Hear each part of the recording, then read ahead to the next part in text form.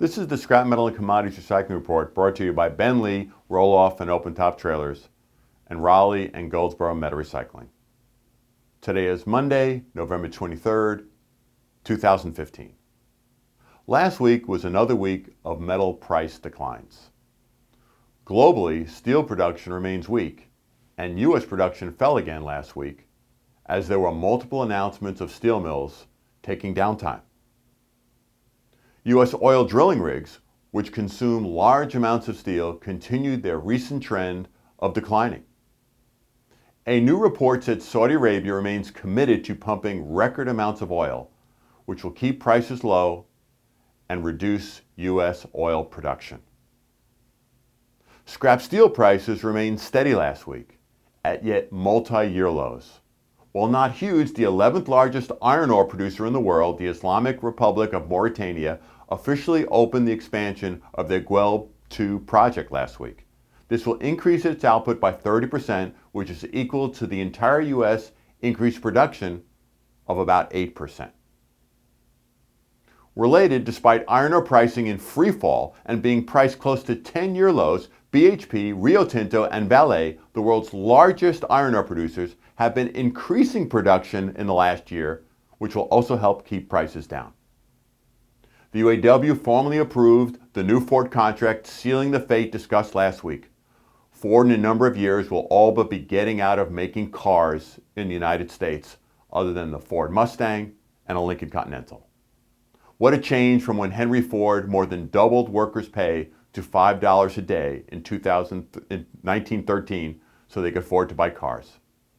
Copper declined all week, falling about 14 cents despite positive things like Wall Street's S&P index having its best week in over a year. Reports are now that copper is priced lower than the cost of production by some miners. Copper has now declined 14 days in a row, the largest losing streak that Bloomberg has ever recorded. This 5-year copper chart shows copper is at new 6+ year lows. 2 weeks ago, when copper was $2.16, we reported that Goldman Sachs said copper would be $2.04 by the end of 2016. It is below that now at $2.01.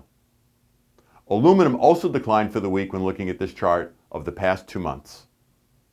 The 5-year aluminum chart shows we are at 6+ year lows.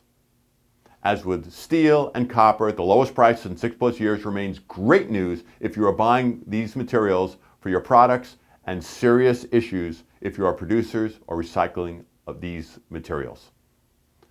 As for negative news, the largest metal recycler in the world, Sims Metal Management, announced closing 35 facilities, mostly in the central part of the U.S., and cutting 800 positions.